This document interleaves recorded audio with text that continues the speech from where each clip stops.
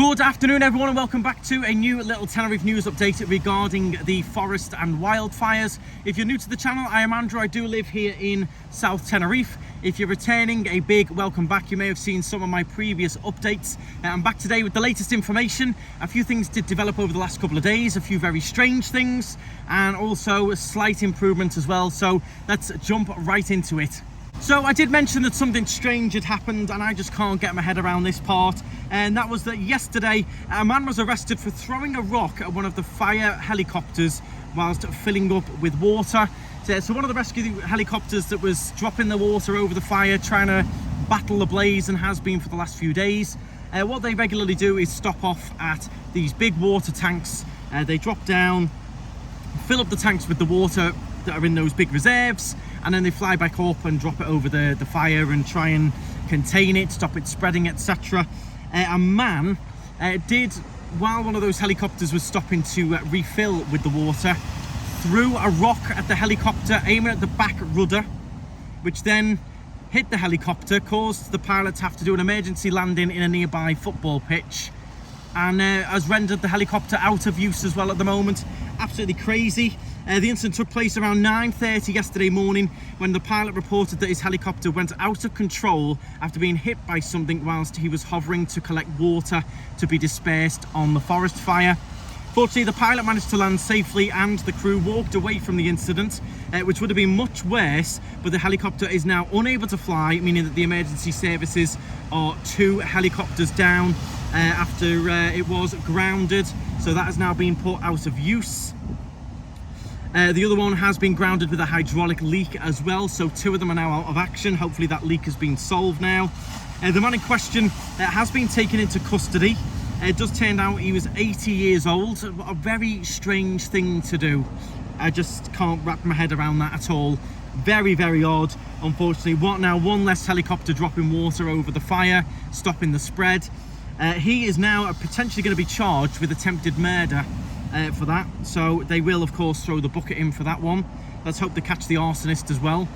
But yeah, what a strange thing to do. I can't comprehend why or how, what would make you want to do that. I don't understand it at all. So that was the very strange thing that happened yesterday. In terms of an update for today, let me run through that for you just now. So the latest information regarding the fire, it is quite good news. Thousands affected by the fire can now return to their homes.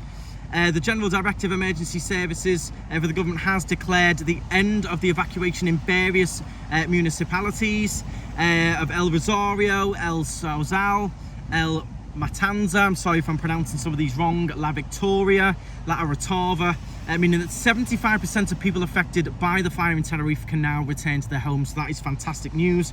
Despite the favourable evolution of the fire that allows us to glimpse the light at the end of a dark tunnel where the fires hopefully will finish, the fire is not still being controlled and is still burning. Huge columns of smoke can be seen from several kilometres away. But the spread has now slowed down as the 90-kilometre perimeter has been stabilised, so pretty good news there. The situation has improved, but the fire is still active. That's confirmed by the Cabildo, and as I said, the perimeter is starting to slow down a bit now, which is all good news. In terms of down here in the south, I have noticed today a lot more blue sky, less of the haze around. No more ash has been falling. We haven't had ash falling for the last couple of days now, which is brilliant. Still bits washing up on the beaches that is in the water, but in terms of it falling on the cars, the patios, that whole seems to have stopped, and the air does seem to be a lot clearer, a lot better. Still extremely hot. So yeah, if you are coming over, drink plenty. It's just relentless. You saw me on the last update, I was just dripping. It's a little bit more, you know, just a little bit of cloud around at the moment, so it's a little bit cooler for me stood here this afternoon. And yeah, the other bit of news was that the man has been arrested. He's an 80-year-old man from the area of La Mantenata in Guimar. The man claims that he threw rocks at the helicopter, which was owned by the Tenerife Cabildo, because it was preparing to load water from a reservoir on his property. I don't know what to say. Bonkers, absolutely bonkers.